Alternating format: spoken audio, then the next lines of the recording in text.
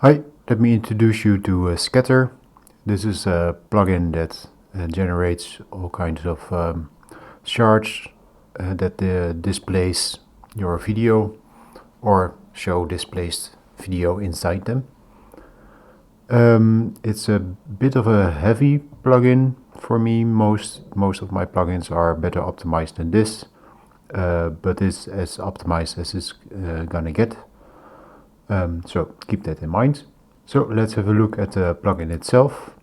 It has a master fader, so this fades the full UV mapping and all the lighting effects.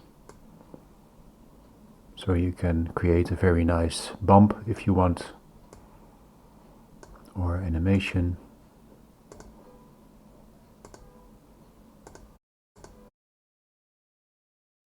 Then you can choose the amount of shards. The more shards, the heavier. Size is the size of the shards. Constraint is the space they can move in. And you can also constrain it with slices. So if you want to have them in a certain area, you can use slices. You can random the seed. And there's a smoothing function here, so if I put in 10 seconds, it uses 10 seconds to move them around. There's also a seed option here in operations. So if you fade back to 0 and go big again, now the seed is the same.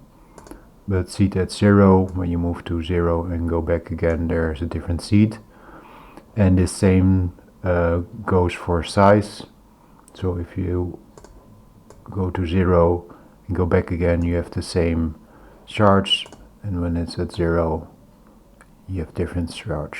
So that are all the geometry properties. There's motion options here, and you can bump the size at the BPM, and this is the BPM speed. So 1 is every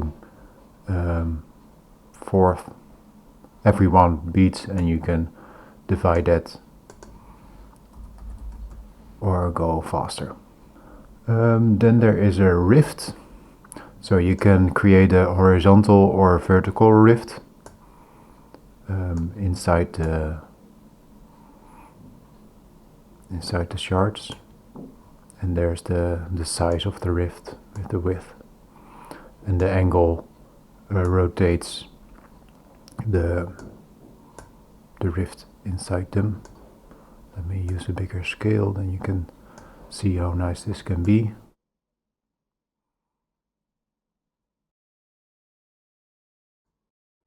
And this also works with a master fader. Now let's have a look at the displacement. This whole thing is generated like a UV map. You can manipulate the displacement inside the shard. There are bevel. Let's have a look up close and you can see it better. So they all have a bevel around them now, and now they are very sharp. We have shading here. So this is the gray map that is generating a UV map. You can multiply that upon your shards. Shading applies gray and white gradient upon your shards, and it gives it a bit of a 3D feel to them. Then we have the lighting. There's a global parameter if you want to disable it fully.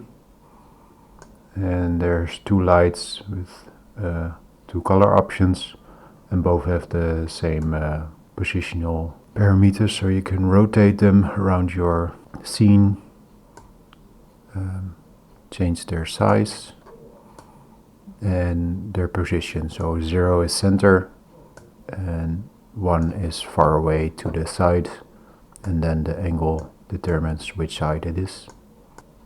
And the same goes for the second light. Then we have edges. You can change its color. You can change on which part of the shard the edge is generated, so in the luminance or on the alpha. The alpha is more sharp, and the luminance gives also a gradient inside the shards. So this colors the shards a bit, and you can choose where you want to render them in the scene. And then we get the last parameters, and that's the background. With a rift or with small shards, you can still see the background, and then you can choose if the lighting also affects the background or that the background is fully transparent.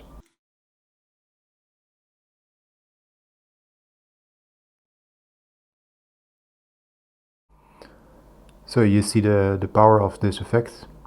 Try it before you buy it, and have fun.